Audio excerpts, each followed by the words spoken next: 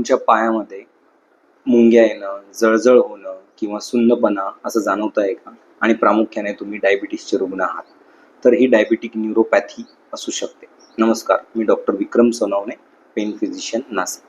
Diabetic neuropathy ही uncontrol diabetes म्हणजे खूप दीर्घकाळ शुगर अनकंट्रोल राहिली तर त्यामुळे होणाऱ्या नसांचं जे डॅमेज आहे त्यामुळे होऊ शकते. प्रामुख्याने रुग्णामध्ये जी लक्षणे आढळून येतात ती म्हणजे तळपायामध्ये जळजळ होणे, बर्निंग पेन किंवा मुंग्या येणं, टोचल्यासारखं वाटणं किंवा सुन्नपणा जाणवणं आणि सुन्नपणा किंवा बधीरपणा आल्यामुळे होणाऱ्या पायामध्ये जखमा, ज्या की रुग्णाला कळून सुद्धा येत नाही. या अशा गंभीर दुष्परिणामांना पेशंटला सामोरे जावं लागतं. त्यामुळे जर आपल्याला अशी लक्षणं असेल तर लवकरात लवकर आपण जवळच्या पेन फिजिशियन डॉक्टरांचा सल्ला घ्यायला पाहिजे.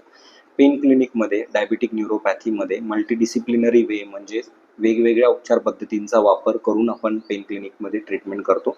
तर प्रामुख्याने डायबिटिक न्यूरोपॅथीचा जो उपचार सुरू होतो तो दिनचर्येमध्ये म्हणजे दैनंदिन दिनचर्येमध्ये काही मॉडिफिकेशन आपल्याला करावे लागतात.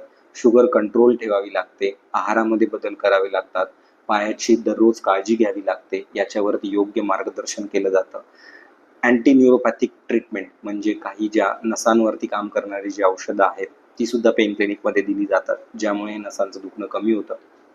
याचबरोबर जर आपल्याला या सर्व ट्रीटमेंटने उपचार किंवा आपल्या दुखण्यावरती आपल्याला कंट्रोल नसेल मिळत तर ॲडव्हान्स ट्रीटमेंट केली जाते, ज्याच्यामध्ये काही इंजेक्शन्स किंवा nerve blocks, radio frequency oblation injection, regenerative treatment म्हणजे प्लेटलेट रिच प्लाझ्मा ट्रीटमेंट, अशा गोष्टींचा उपयोग करून आपण डायबिटिक न्यूरोपॅथीच्या दुखण्यावरती मात करू शकतो.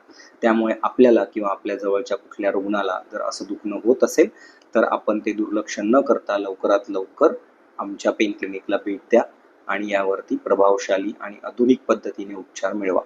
धन्यवाद.